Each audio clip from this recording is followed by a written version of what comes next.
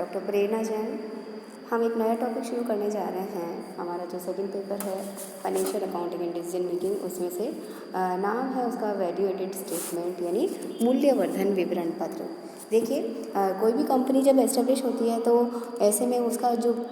Major objective होता है वो उसका रहता है कि वो अपनी संपत्तियां लगातार बढ़ाती रहे। और ये जो संपत्ति बनाती है, यानी संपत्ति का मतलब ये कि वो अपने काम को जब चालू रखती है तो ऐसे में वो जो जनरेशन करती है अपनी वैल्यू का, उस वैल्यू को वो डिस्ट्रीब्यूशन होता रहता है। वो जो वेल्थ या वैल्यू उसने बनाई है, इस वैल्यू को ही यहाँ पर हम मूल्यवर्धन के बारे में बात करेंगे, जिसके अंदर संपत्ति की उत्पत्ति होगी और वो जो संपदा या जो वेल्थ उसने बनाया है, जो वैल्यू उसने बनाया है, उस बनी हुई वैल्यू को किस तरह से उसका डिस्ट्रीब्यूशन किया जाता है। ठीक है, जो भी वेल्थ उसने क्रिएट किया है उसके बारे में हम बात करेंगे, और जो जिसे कहा जाएगा वैल्यू एडेड जनरेटेड, और जो वेल्थ उसने क्रिएट किया है उसे उसके स्टेक होल्डर्स के बीच में डिस्ट्रीब्यूट किया जाएगा, जिसे कहा जाएगा वैल्यू एडेड डिस्ट्रीब्यूशन। तो सबसे पहले वैल्यू एडेड स्टेटमेंट में सबसे पहले हम देखते हैं कि मीनिंग ऑफ वैल्यू एडेड क्या होगा, क्या इसका अर्थ होता है। तो जो वैल्यू एडेड या मूल्यवर्धन कहा जाता है वो एक ऐसी संपदा कह सकते हैं, एक ऐसा वेल्थ कह सकते हैं जिससे बनाने वाला जो कॉरपोरेट हाउस है या जो कंपनी है वो अपनी कैपिटल, उसकी जो मैनेजमेंट है, उसके जो एम्प्लॉयज़ है, उनके कंटिन्यूस एफर्ट्स से उसके पास जो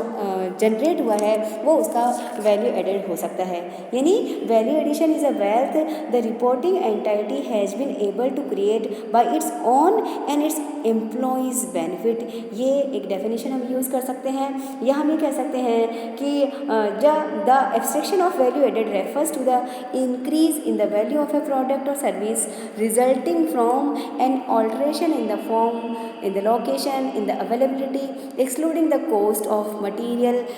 This can also be said as added value। यानी हम ये कह सकते हैं कि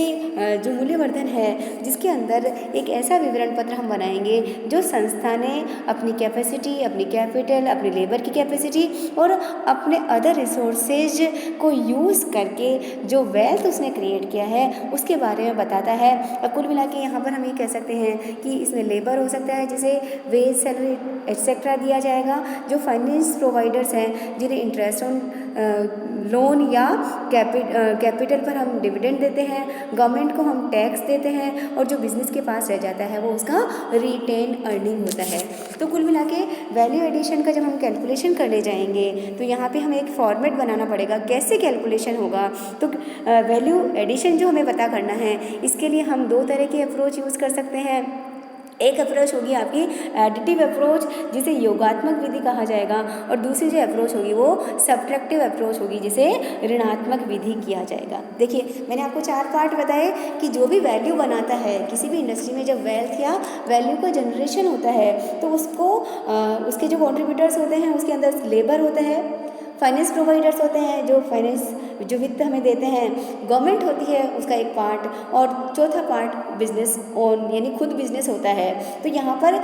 लेबर को हम क्या देते हैं, जैसे मैंने वापस बोल रही हूँ यहाँ पे कि जो वेज, सैलरी वगैरह देते हैं वो लेबर उसका पार्ट हो जाएगा, जो इंटरेस्ट ऑन लोन या डिविडेंड टू कैपिटल हम देते हैं वो उसके फाइनेंशियल प्रोवाइडर्स का पार्ट बन जाता है, जो कॉर्पोरेट टैक्स हम चुकाते हैं, जो गवर्नमेंट को जो टैक्सेस देते हैं वो हमारा गवर्नमेंट का पार्ट बन जाता है, और बच जो जाता है वो हमारा रिटेन अर्निंग्स हो जाता है। तो ये जो 4 पार्ट है, आज तक जो आप profit and loss account and balance sheet बनाते आए थे उसको थोड़े से फॉर्मेट हम यहाँ पर थोड़ा सा चेंज कर देते हैं, और वो जो चेंज्ड फॉर्मेट में बनाते हैं वो हमारा कंप्यूटेशन ऑफ वैल्यू एडिशन हो जाता है। तो 2 approach, additive approach and subtractive approach, दोनों में से कोई भी अप्रोच हम बना सकते हैं। जैसे एक